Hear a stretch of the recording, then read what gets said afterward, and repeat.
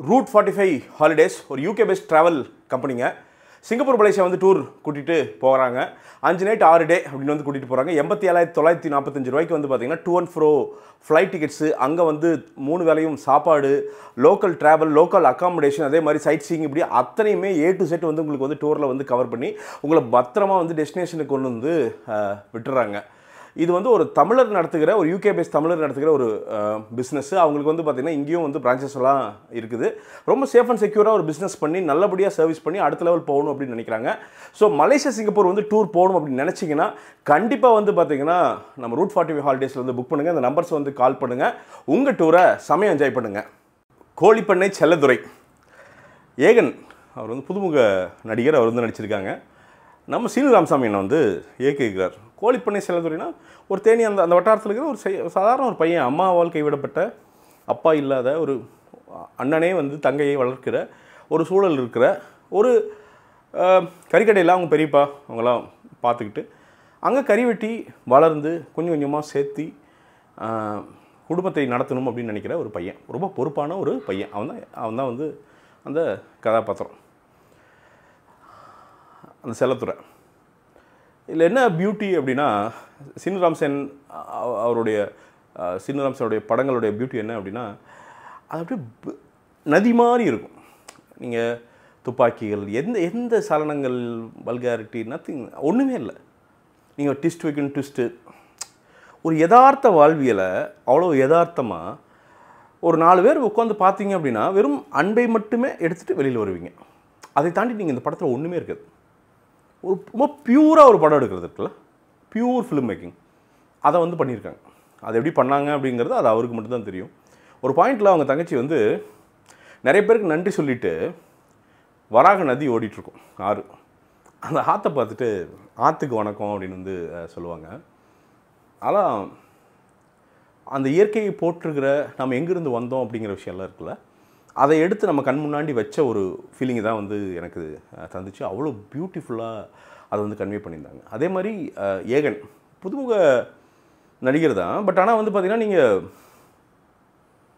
கண்டிப்பாக ஒரு 10 படம் நடிச்சிருப்பார் அப்படின்னு சொல்லலாம். ஏன்னா அந்த ரோல்குள்ளே அப்படியே ஃபிட் ஆயிருக்கு. அப்படி அந்த சுருட்ட முடி, ஆள் பல்கியாக அப்படி போட்டு பார்த்தோன்னா மசன்னு இருப்போம். அப்படி ஆள் மசக்காட்டான்னு சொல்லுவாங்களே, அந்த மாதிரி தான் இருப்போம். அப்படி தங்கச்சிக்கு அவனா ஏதாவது பண்ணிட்டான்னா, ஏதாவது பக்கத்தில் வந்தான்னா அவனை அருவாள் எடுத்து, என்னென்ன தெரியாது அருவாள் எடுத்து சுற்றுற டைப்பு.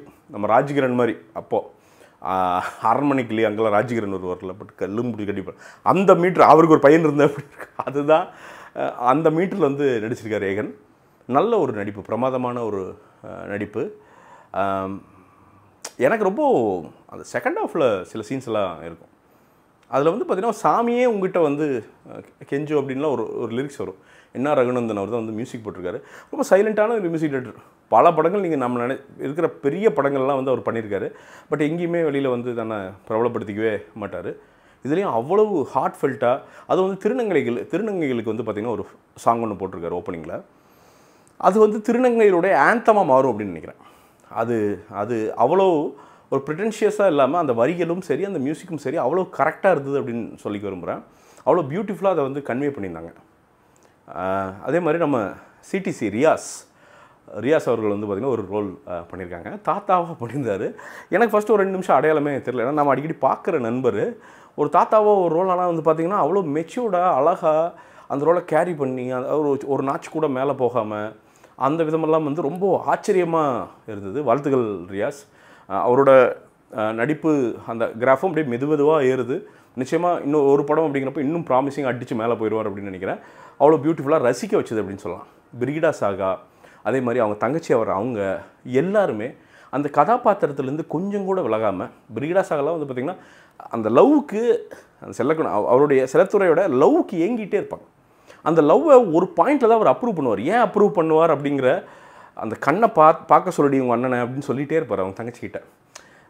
அது ஏன் அப்படிங்கிறதெல்லாம் நமக்கு வந்து அந்த அப்ரூவ் ஆகிற டைம்லாம் வந்து பார்த்திங்கன்னா அவ்வளோ இவன் ஆள் பார்க்குறதுக்கு தாண்டா வந்து பார்த்திங்கன்னா ஒன்றும் தெரியாத மாதிரி இருக்கான், ஆனால் ஷார்ப்பானவன்டா அப்படின்னு வந்து அந்த கேரக்டர் நினைக்க சொல்லும். அந்த மாதிரி விஷயங்களை வந்து எடுத்து முன்னாடி வச்சுருக்கிறார் சீனு ராமசாமி. ஸோ இந்த அவசர சினிமா பார்க்குற யாருக்குமே இந்த படம் சூட் ஆகுமான்னு எனக்கு தெரில சீரியஸாக. பட் உங்கள் ஃபேமிலியோடு கூப்பிட்டு போய் ஒரு ஃபேமிலி வேல்யூஸ் இருக்கிற ஒரு ப்ரீஸியான ஒரு மக்களை மக்களாக மதித்து அன்பை போதிக்கிற அண்ட் ஐஸ்வர்யா அவங்க வந்து பார்த்திங்கன்னா ஒரு அம்மா வேடம் போட்டிருக்காங்க. அவங்களுமே வந்து பார்த்திங்கன்னா டக்குன்னு பார்க்குறப்ப தெரில அந்தளவுக்கு வந்து ஒரு வேலை பார்த்துருந்தாங்க.